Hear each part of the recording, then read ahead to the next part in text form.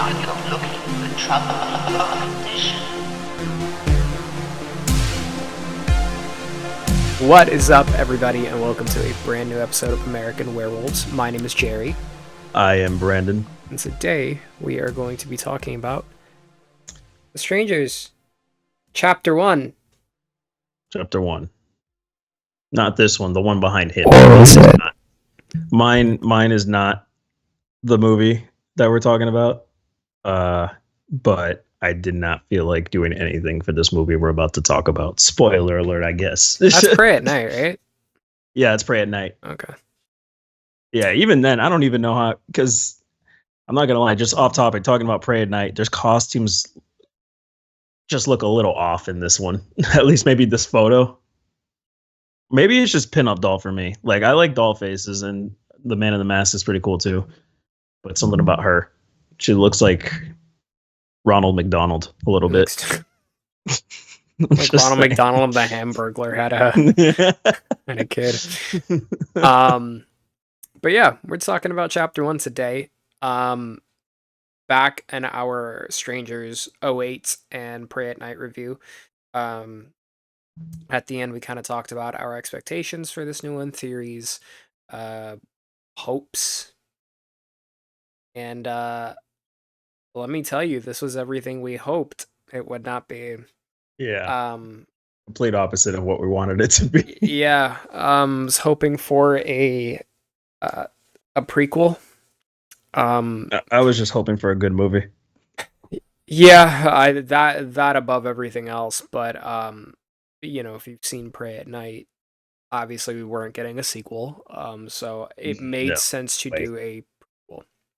Yeah. A prequel. But again, I also was on the fence about it being a prequel at all. I was like, this feels more like just a straight up reboot. But the way they were marketing it, saying like, oh, get ready to find out how the strangers became the strangers and all this is some was that a really good tagline? marketing. No, that's literally in the trailer. Yeah, straight up. They literally said that in the trailer for this movie.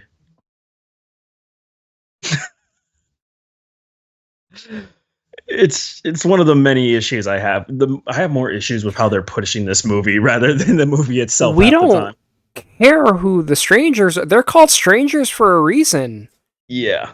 I don't need to know who they are. No. I just know that stranger danger, and that's all I care about. Yeah, this one, no stranger danger whatsoever. There's but it's a reboot. It's a remake. Yeah, despite every fucking interview that Rennie Harlan does, it's a remake. Yeah, he claims that this film is not a carbon copy of the original. Spoiler alert, it is. It is like literally 85% of this movie is a retread of the original, and it's just replicated even more poorly. Yeah, that's what's just frustrating about it, is that it's the same fucking movie, just somehow done so bad. Yeah, so it is, and it's directed by Rennie Harlan, who he's been here and there in the horror genre. I feel like he's done more action movies than horror. He's done Die Hard 2. The two horror movies he's known for is Nightmare on Elm Street 4 and like the popcorn thriller Deep Blue Sea with the giant shark, LL Cool J. Like, yeah, everyone loved that movie. But his style is like, it contrasts so much with the tone that this movie desperately needs, which is tense atmosphere and just the tense atmosphere of that first movie. That first movie focused on like just building up the anxiety and building up the terror that's hiding in the shadows within like this one location that we're at the whole time. This film doesn't do any of that. It doesn't feel tense. It's not scary. It is jump scare galore, and like 90% of the time it's a false jump scare on top of it. And yeah, I mean, there's not a whole lot new going on in here. That's my biggest issue. I'm all Everything new in this film is bad. The characters, their decisions, the little in betweens of how they get to point A to point B. It's all horrible. The only two good things in this film are a couple of the shots. Which it's shot well. Let me start off by saying, if you have not seen The Strangers, 2008, please watch it.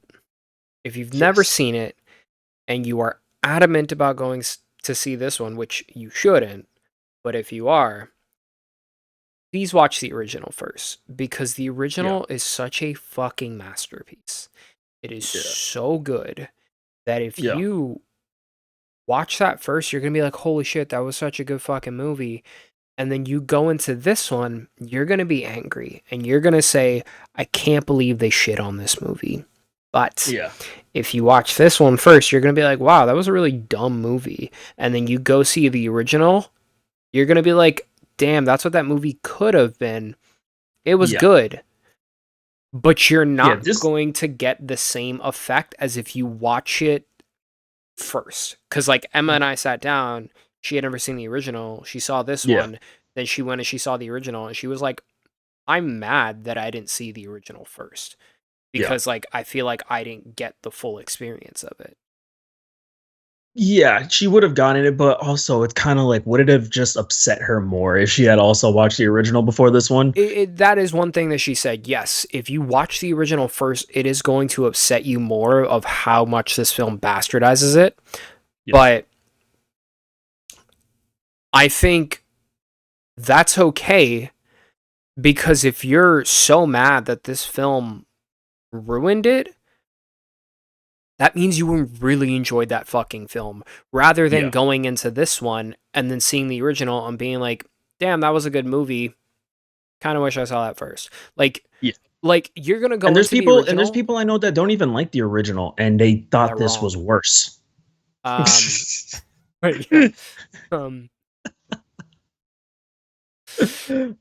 are wrong, but yeah, like I just think it's a very good idea to watch the original. And I will say this just about remakes in general. It's a rarity for anyone to be excited about a remake. Hollywoods are, audiences are always yearning for something original and fresh, but Hollywood has this like little system going on when it comes to remakes, because now everything's coming out as like a horror remake or a reboot, a sequel, prequel. Now fucking requels are a thing. We got one with Alien coming out in just like 2 or 3 months, I think. And is that not this just a general sequel? It's a requel. So, it's like Scream 5 that came out in 2021 or 2022. I don't remember. That it was a requel where it was rebooting the franchise, but it was also continuing it. It's a sequel at the end of the day, but that's what they want to call it when they're just doing it fresh with like new cast and stuff like that. But it's Fede Alvarez, so it's probably going to be great. Yeah, I'm sure it'll be fun. But yeah, Strangers just falls into that. But what's going to draw a lot of people in, which a lot of people aren't even aware of this. There's a lot of different things being said about this movie before anyone even gets to see it. Like people we're getting 3 of these movies, whether we like it or not. Chapters 1, chapter 2, and 3 have already been filmed. They're ready to go. They're all done, ready to roll out. And then that's like a gimmick that a lot of people aren't aware of off the bat. 2, this movie's being marketed as a prequel, like I said. And to the point where big Hollywood articles like Variety and stuff are reporting that this is a prequel trilogy. I don't know if this is a misquote off of Rennie. I don't know if this is just what the studio's saying to kind of draw interest, but this is not that. Now, I'm just going to say it's kind of hard to say this is a spoiler or not. I mean, spoiler alert, this movie's exactly the same, except for the last, like for the ending a little bit. If you do not want to know what happens in the end, I mean, just stick around and find out anyway. It's not going to spoil much. We got 2 more of these movies coming out. Like I said, there's going to be a second. There's going to be a second one. So you can guess what happens at the end. Yeah, guess what happens after the scene that's right behind Jerry right now when the couple's caught. Yeah, they both each get stabbed once, and the police are on the way, and then the strangers dip. And then we see the main chick, played by Madeline Pesh, wake up in a hospital bed, and it just kind of ends right there. And then also they have a mid-credit scene, but it's not really a mid-credit scene. It's just like one last stupid jump scare where she gets up out of bed and she sees the scarecrow he's called in this movie now, um, just laying right next to her. And it is I don't know, it is so poorly done. It really poorly sets up a sequel. I have no interest to really check out 2 and 3. I feel like we're gonna check it out, but in general, I don't see this really drawing in a lot of people for the other ones. I would also like to comment that this man not as similar build their side. No. Hospital beds aren't very wide. Not spacious. He is at least 200 pounds. Yeah. And I bet you money that they're gonna show that scene in the beginning of chapter 2, and then it's gonna show her waking up again and being like, "Oh, that was all a dream." I bet you money, because this movie, the thing this movie loves the most is horror cliches galore. There are so many cliches that happen in this movie. Now, it's already predictable enough when you start to catch on that this movie is literally just going to be redoing the exact same story as the original. But these characters also make some very terrible decisions. Really, really bad choices throughout. Now, I don't think it's too much of a fault on the main actors, Froy Gutierrez and Madeline Pesh, who play the main couple in this film. I think they're fine actors. I think the main problem is just the writing and the kind of shoddy directing that doesn't really seem to have much direction to begin with. But yeah, they just make dumb choice after dumb choice. There's that scene that we know is going to be talked about more and more once more people start seeing this movie, and it's that water bottle scene, because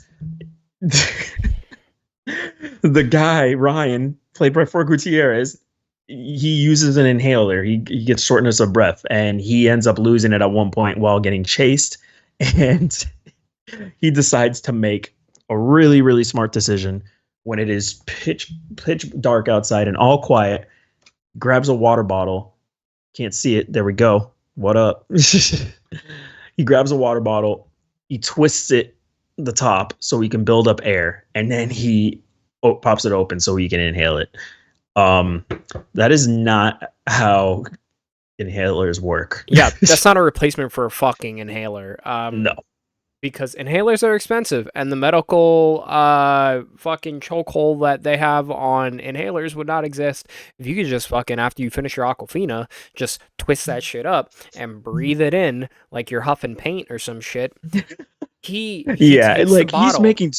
he's making so much noise with that off the bat, and like clearly the scarecrow can hear him, and he starts going his direction. And just a couple things. The second you, other than the fact that just it's not you can't fucking fix an asthma attack. Like, 2, the second you twist off that cap, any air that is in there is just gone. You've built up air pressure. You've released what has been keeping that air pressure inside, and now it's gone. Physics. Number 3, depending on the water bottle, the second you twist that cap off, it's gonna fucking pop. It's gonna be a pretty loud pop. You're gonna hear it. People in high school love to do that shit. Got in a lot of trouble for it. yeah, It's loud. Now, if you twist it off slow enough, it may just like, but for the most part, that shit's gonna pop. And it's just horror movie bullshit. It is horror movie bullshit. Spirit Halloween guy over here, he's gonna fucking hear it, and he's gonna come after you. He straight up looks like he's smiling with that mask. It's so bad. I mentioned this last time, but if you just look at both, it's like this one. My dude here looks menacing. Yours looks like he's just. Do you know what? Also, like it's also like, look at the fabric. Like his just looks like it was cut from like behind you. It looks like it was cut from like a potato sack. It's very rustic. This looks like a fucking like tablecloth. Like, what the fuck is this mask made out of? They needed to do something quick. Yeah. And then like also the main chicks too, they have their hairs tucked up in beanies and stuff. I guess it's so they can really conceal who these killers, these strangers are, because that's what it also seems like they're setting up, is that they're going to reveal who these strangers are in this new trilogy. 100%. Which already misses the point of what made them so scary in the first place. Because like at the you didn't end- know who they were, you didn't even know why they were doing what they were doing. It was just because of the famous horror line now, because you were home. At the end, which they butcher the line in this one, and I'm sure it's intentional. Yeah, because of whatever we're gonna dive into fucking spoiler territory. Adult Swim, yeah, no spoiler lifeguard on territory, duty. theories from here on out of what 2 and 3 will probably be like. They don't. So in the original, they take off their mask at the end because they're just like, hey, you're not going to live to tell anybody. You can see our face. Yeah. They don't do it here, which immediately tells you somebody's going to live. Also, that ending scene loses any emotional scene that was in the first one that they replicate in this one, loses all emotion. It just doesn't work. But they don't take off their masks here. Their hair is hidden in beanies to hide their face as much as possible, which the original strangers did not give a fuck because they knew you weren't going to be able to rat them out. Exactly. In this one, in the original, let's start there. She asks, "Why are you doing this to us?" And Dollface says, "Because you were home." In this one, that same question is asked.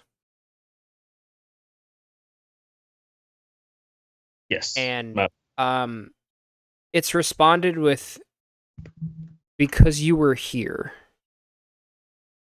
Which, for me, and it's such a small thing, but because you were home makes it sound very, I don't know, just because fuck it. Like, why not? Yeah. Because you're here makes it sound like because you're in this spot. Sounds like a setup. Because you're in this town. Because throughout the movie, they get out, like they enter this town and their car's broken down. Yeah, this is the only bit that's different. This is the 15% of the movie that is somewhat original. Yeah, but also done poorly, so it doesn't. They get into town and all the fucking townies are like staring at them, like every other horror movie that you stop off in like a random ass like off-road town, and they all stare at them. And so when she says, because you're here, it makes it very much sound like because you shouldn't be in this town.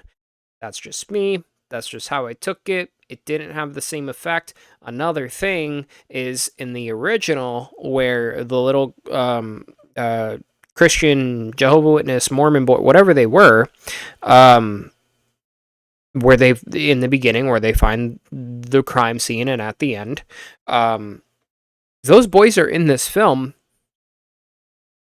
but it feels a lot more like a setup. Like they show the Christian living pamphlets quite a lot, to where I'm kind of speculating the strangers are kind of just like a cult thing, maybe, who knows? But they point it out a few times in the film where you're like, this doesn't seem like it's just a random ass small detail like it was in the original. It feels like it's going to be a plot point later.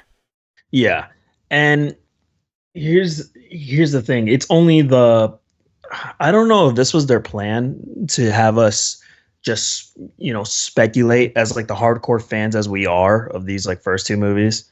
If this is what they intend for being like the draw to watch chapter 2 and chapter 3, because it doesn't really ask us to question much. And I can't even imagine for newcomers to this franchise really being all that interested too. It doesn't seem like obviously this movie's going to feel like not finished because it is just one third of a bigger story that we're going to slowly but surely get. But they just really do a terrible job at setting up these questions or these what ifs. I feel like, the whole throughout the movie, they're trying to set up the people in this town, like the locals, as if they're responsible behind this. And I'm just going to go to crazy theory mode. I'm kind of starting to think that I would like to think maybe that's just a red herring, but I feel like that would be a red herring and a much smarter movie. And this one is just, this one is already proven it is not. It is not that original and not that clever. As far as I can see, it's not as clever as it thinks it is. And I think it is going to be the town or people in that town or something like that. Another thing I would like to say, there's a lot of things I would like to say. Yeah. Rennie Harlan also said, "We're finally gonna learn who Tamara is." I don't give a flying fuck who Tamara is. I don't care. I never assumed Tamara was anybody. I just assumed that she was a name that they used to check if you were home or not. I never heard the question, "Is Tamara home?" and went, "That's a fucking backstory. Who the fuck is Tamara? And why was she not home for them to continue to ask?" I never thought that. I never considered that she could be a person. Is Tamara home? Just felt like Tamara, that's what it is. That's how you pronounce it. Yeah. I was like, Tamara just sounds funny. Yeah. It's funny when they're just like, I don't know. Here it just feels like they're really trying to set something. I don't know. It's hard to judge what that line is really going to mean now, because it's like we don't have the answers yet. Like, we could be speculating and we could be really right for a lot of it, but it's like, well, I don't know what you're setting up. What I could have it no fucking idea. mean? Yeah. There's absolutely nothing. There is no possible backstory that they could create to make that line have a meaning. Are they fucking loan sharks? Did a girl named Tamara live there or something? Yeah, Like, are they loan I'm gonna sharks? Does assume? Tamara owe them money and they checked once and she wasn't home and they're like, "We're just gonna fucking stop at every house now"? There's no possible meaning that they could possibly give this name that shouldn't have anything behind. Like, Yeah, man. I got some know. fucking issues with you, Rennie Harlan. You got what? I got some fucking issues. Yeah, clearly. Piss me the fuck off. Yeah, no, this movie just follows the remake formula to the T. Like, But it's not a remake. but it's not a remake. It's not a carbon copy, guys. Another thing, every little like major plot point that drives the story forward happened in the original. They just happen a little differently here. Yeah. Kristen in the first movie cuts her hand on a shard of glass when the strangers first arrive. In this one, Maya, she presses her hand through a nail while crawling beneath the floorboards. Yeah. Which I will say that was the only scene I really enjoyed throughout this movie. I was like, "Oh wow, that's like the only original scene here." And then I went back, a couple days after, and I watched the original again, and I was like, "Oh no, that's not an original fucking scene. It was an excuse for her to get her hand injured because Kristen got her hand injured in the original." Yeah, but she just simply got it sliced, right? Yeah, a glass didn't go through her hand, but it's still a palm injury. Like, you can't. Yeah. With everything else that has been copied in this film, you can't just write that off. Yeah, no. But I will say I think it is better done, I guess, if you're going to compare the two, because there's a little more tension with them trying to be quiet. But then again, that scene only lasts for like 2 minutes, and then that's it. That's the only scene I will give this movie credit for. That's it. Everything else is lazy. Kristen hurts her ankle in the original. James is the original guy. Ryan's this fucking dude. He hurts his ankle. Which, by the way, this guy who has solved the asthma crisis in America. He Don't buy inhalers anymore, people. Just get a water bottle and suck the air out of that. You've been lied to. Big pharma coming after them. Pharma, those fuckers. This guy right here, they're in the shed, which, guess what's in the first movie? A shed. They're in the shed, and he goes upstairs to find a shotgun, or to look for weapons. because they know this guy in the Airbnb they're staying in once. So they a shot. When he finds the shotgun, this guy right here, Scarecrow, starts he breaks through the window that she is sitting next to and starts like choking her out throughout the window. And Ryan fucking fires a shot at her face. Like, That's right. Oh my god, I forgot about that. did he not think, hey, maybe I shouldn't fire a fucking buckshot because I'm gonna spray my girlfriend in the face? No, because again, horror movie logic. Which, guess what he does? He sprays somebody in the face who was innocent, just like in the original. Except the scene one makes just zero fucking sense. I know we sound like a broken record too for anyone watching or listening, but like, dude, the movie is literally, it's not us, it's the movie. We're just saying what's in the movie. We're just talking about the movie. In the original, you get this very dramatic, emotional scene because James has just accidentally murdered his best friend. Yeah. In this one, they call the owner of the Airbnb at 1 a.m. because the fridge isn't working and they really need to chill their Budweiser. And well, they didn't call him at 1 a.m., but he showed up around 1 a.m. or something like that. They called him stupid fucking late to fix this goddamn refrigerator. And he shows up super fucking late to fix a fridge that they're only going to be in this Airbnb for a few hours. And Ryan sprays him in the fucking face, is sad about it for two seconds, and then goes, I just would have drank that beer warm. Hey, look at those keys. He's got a car. Oh, that's right. Yeah, he's like, oh my god, I killed someone. Keys, let's go. Yeah, everyone, get in the car. Let's go. It's just like, which they get in the car. No emotional thought in that scene whatsoever. They get in the car, and guess what happens? A truck slams into the car. That idea come from. Maybe the second one as well. there's this absolutely fucking ridiculous scene. Ryan, there's a motorcycle there which Ryan uses to get into town because they forgot his inhaler in the rental car,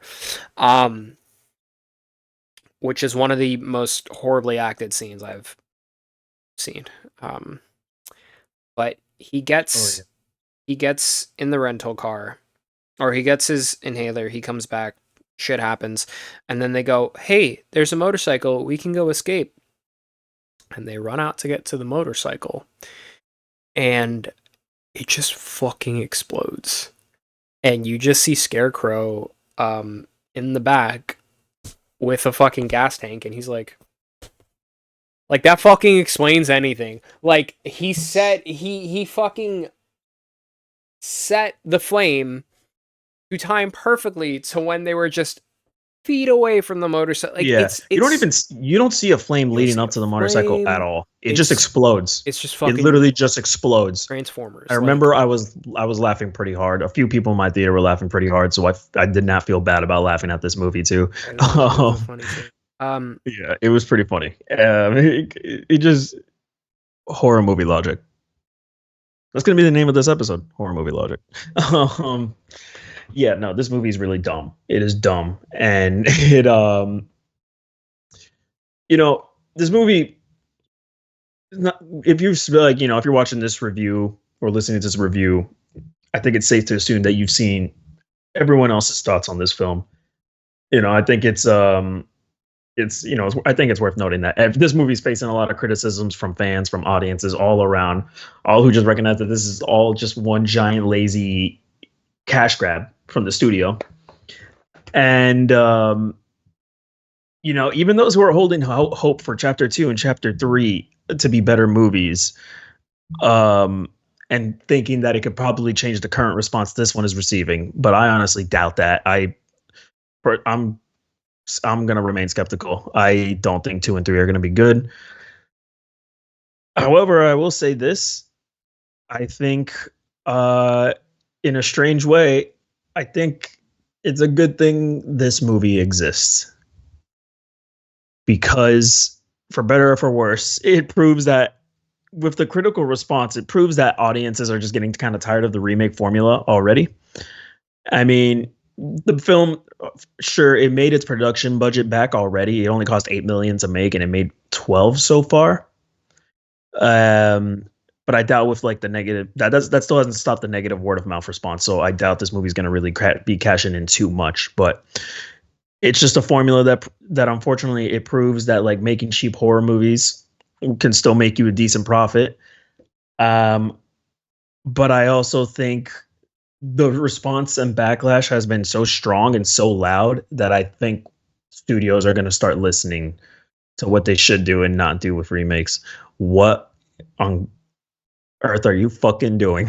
I drew a sad face and I was trying to put it in front of him, but it's not. It's looks not like you're showing up on stabbing him in the neck. It looks like you killed him for this movie. No, I drew a sad face, and I was hoping it would come up on the camera. It's and it too didn't. bright. Yeah, it's too bright.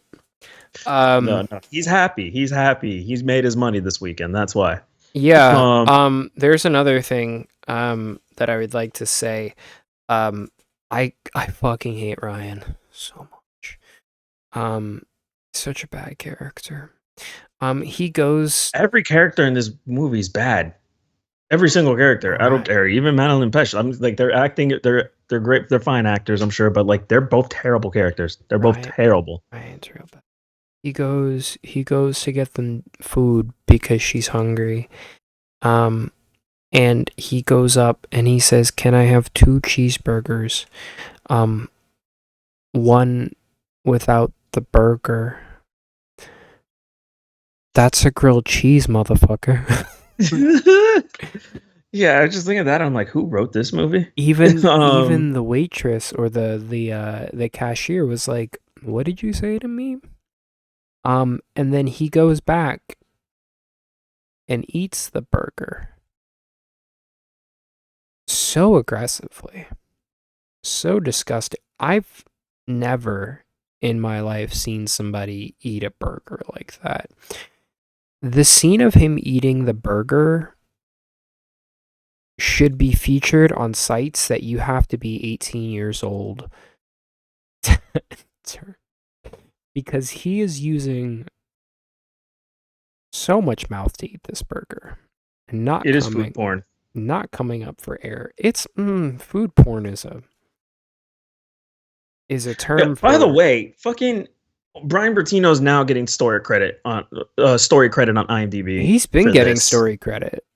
No, it wasn't on the IMDb or any other website until you saw that it popped up at the end credits for this film. But I was like, what the hell? And now he's finally getting the credit on it. So I guess he did work on the story for these 3 movies. But is it? Hold on though. But is it? It's just story by. He literally just came up with the story. I don't know if it's just for this one in particular because this story is literally beat for beat the same as the original film. And maybe he's not going to get story credit for 2 and 3, but if he does, then yeah, he worked out where the story goes by the end. Does it mean story credit as in he worked on these films, or story credit as in because he created The Strangers and therefore it's his story? Saying story credit. It's not based on the screenplay or story by Brian Bertino. It's story by. That's heartbreaking. Yeah. But then again, I'm going to be honest, Brian Bertino hasn't really made a great movie since The First Strangers. Like, he doesn't write or direct much. He's mainly a producer, and he's worked on, a couple horror movies. The only other one I heard that was pretty good was called The Dark and the Wicked, but everything else has been, like, fairly, like, poorly received for the most part. But you would think this is his baby. This is what started him. He would have, like, at least a good idea and not just some cash grab. That's what I'm trying to wrap my head around, is that, like, he had something so golden. And he wrote, like, he just shit on it, and like he didn't stop to go. But then again, this isn't good. He didn't write the story. He didn't write the screenplay. He didn't write the dialogue. He didn't write what the characters do. He didn't direct it. You can tell because his directing style is very particular. It's a lot more grounded. This one definitely feels like super Hollywoodized. So yeah, I don't know. It's a strange thing to know that he still actually worked on this movie. It made more sense when I thought he had nothing to do with it. But yeah, like I was saying earlier, I'm just glad the movie exists because I think people are talking about, what's wrong with this. And I'm just with remakes in general. Like I I think this movie, the conversation that people are having with this movie is going to benefit hopefully more with horror films in the future, and particularly remakes, because I think it's going to start a good discussion. Like, we can't do that again. Like, I don't care how chapter 2 or chapter 3 are. The fact that they did this the exact same and did nothing new to fucking really draw any interest, it just makes it feel lazy and cheap. And it feels like I got robbed. It feels like you just forced me to pay to see the same damn movie again. I don't care how good 2 and 3 are going to be. They fumbled so hard with this movie. I can't stand it. This is legit one of the worst horror remakes I have ever seen. It's probably the worst I've seen. It is. It's so bad. It is so bad. It's just lazy, unnecessary. It's like, I don't understand why no one in the room was like, are we sure we want to do this? Like, is this like, are we sure we want this? And no one stopped them. I don't get it.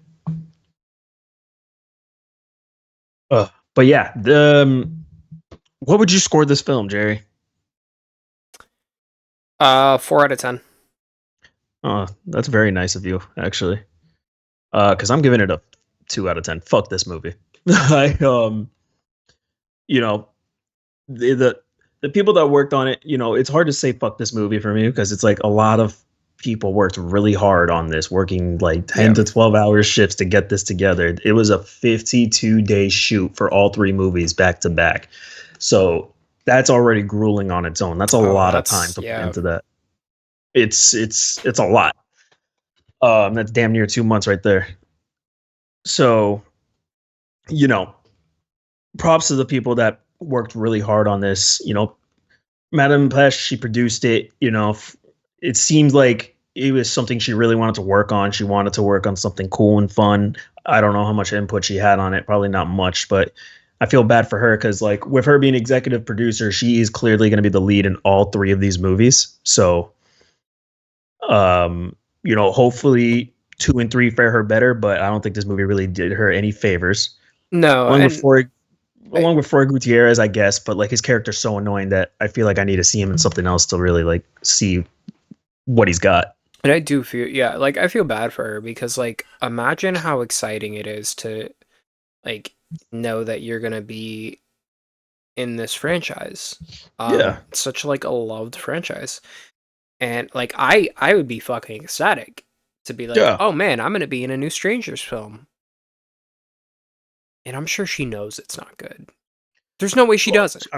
Yeah, I'm sure she's aware that this movie was not going to fare well. But maybe she was like, I'm pretty sure she's hoping out for hope that 2 and 3 fare a lot better. Yeah. Which maybe, as anyone would.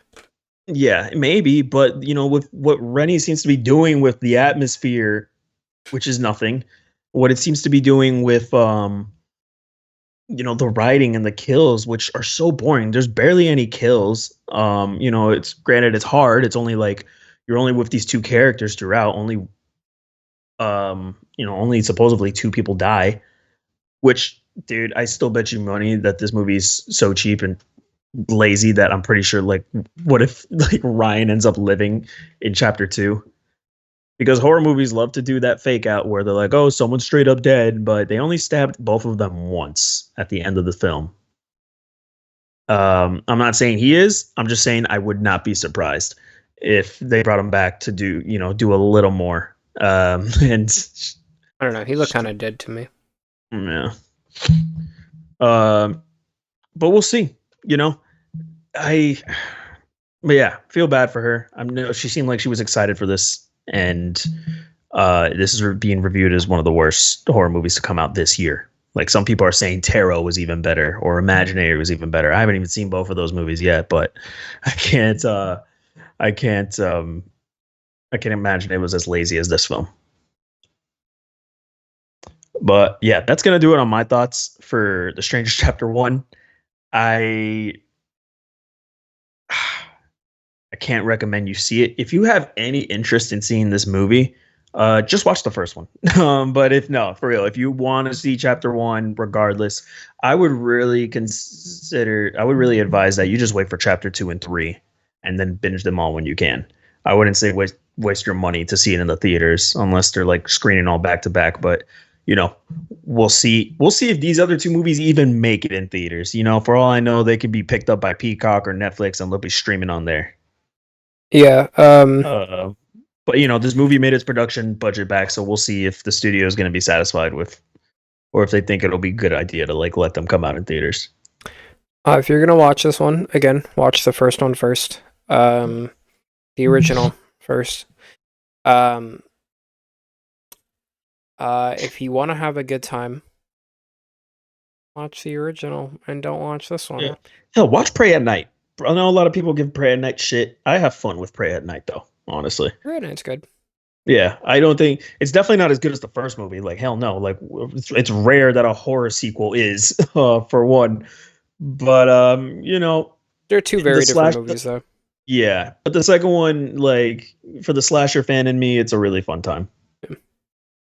But this movie, nothing was fun. Not a fun time. It was actually quite a horrible time. Yeah, it was very, very, very bad. It's my least. It's the worst horror movie of the year for me so far. I need something good. I'm getting, I need something good. I need me another Late Night with the Devil. Maxine needs to come out already. I already have really high hopes for that movie. That's gonna be good. Oh yeah. This one, it's a hell no from me. Hell no. Yeah, it's frustrating how bad it is because they took something that was already so good, just copied the script and still found a way to absolutely just destroy it. Just make it worse. Yeah. Oh man. Yeah. Well, that's gonna be our thoughts, I guess, so far on this. There's only so much bad we could talk about it. We talked enough as it is about just like how poorly executed this film was. But did you see The Strangers Chapter 1? Comment down below and let us know. Did you for some reason prefer this one over the first two? Let us know why. I know the answer is no, but if you're crazy enough, let us know why. I want to laugh. Leave a comment down below, like and subscribe to us. Go follow us at American Werewolves on Instagram and on TikTok. And, also let us know if there's a horror movie you would like for the two of us to go over. We're always open to some new ones. We need a good cleanser from what we just watched. So that would be really nice. We would appreciate it. But this has been an episode of American Werewolves. I am your co-host, Brandon. I am Jerry. Stay spooky.